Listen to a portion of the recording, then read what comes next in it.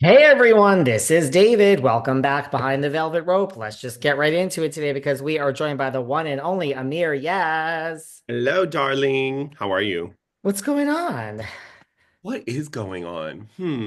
I mean, not much. I was rewatching Crappie Lake. Well, I was watching the after show for Beverly Hills, and then it kind of went into Crappie Lake.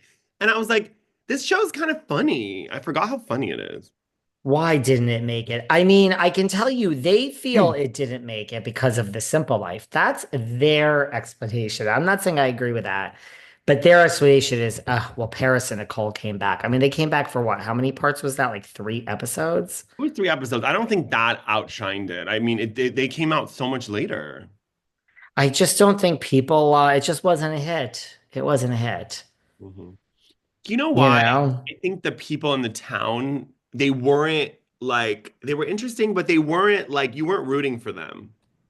I think that was the issue. I think Sonya drank a lot on location, but that's just things. I'm not going to go off on Sonya here today, but that's just what I heard through a reliable source. So there you go.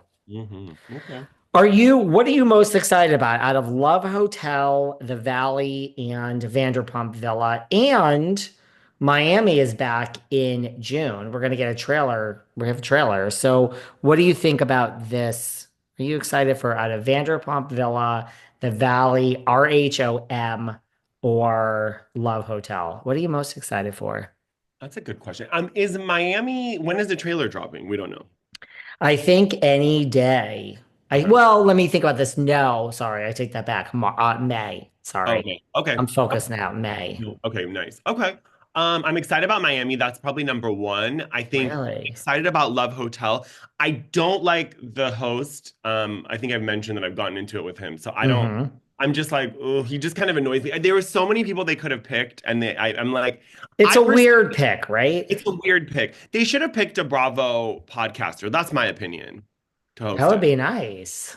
That's what they should have done, in my opinion. Don't pick someone who's like doesn't really care about Bravo. Because a Bravo podcaster would never post that about Shannon. No.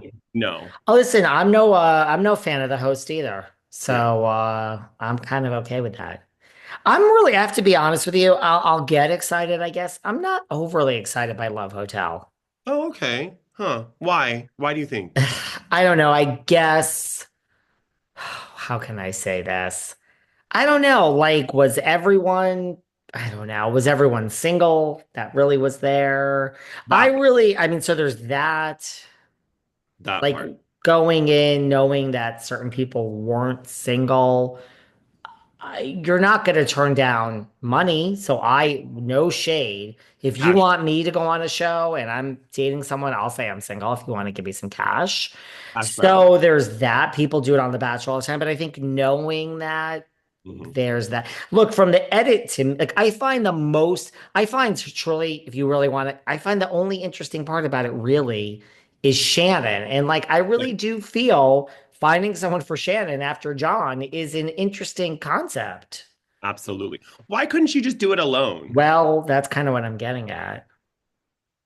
I'm okay. You know what would have been fun is if Shannon came on and then Luann came in and Luann was like her, like, kind of, what's the word? Love boy. Yeah, like Coach, because we all know Coach Luann is, can lucky get in a man. love. Yeah. Can get a man. And then whatever leftovers that Shannon didn't want, Luann could date. Like if Luann liked, and then she could go on a date. But I think Ashley and Giselle, I think Giselle was in that relationship with that guy, and Ashley's with that other guy, Josh. So I'm like, what are I we mean, doing? from the trailer too, it does look to be the Shannon show. Like it looks mostly about Shannon. I don't know. Yeah.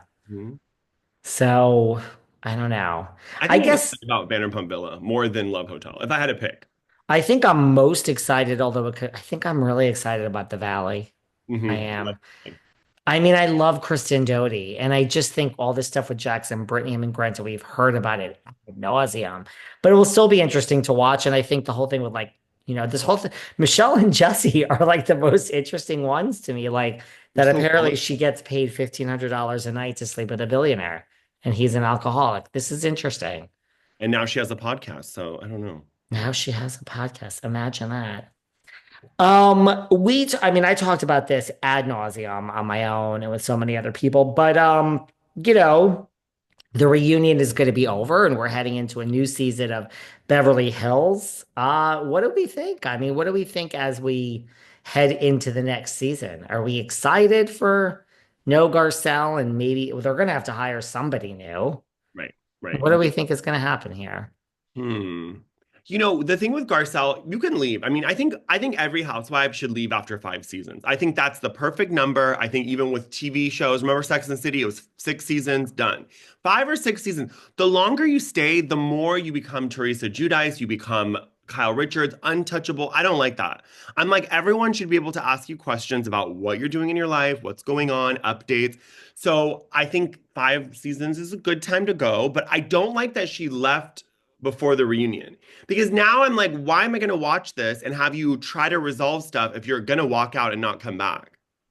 Like, why pay attention to her Yeah. during the reunion? Like, I'm not going to be paying attention to you. And I think Lisa Rinna did a podcast recently, which I don't know why she's doing so many of them, but she did it recently said, I waited till after the reunion, Hmm. quit. So I kind of appreciate that. So am I excited about the new season? Not really. I mean, unless they hire someone really good, I don't care anymore. I mean, I'm still going to watch it. I'm just not as invested. It's a little boring.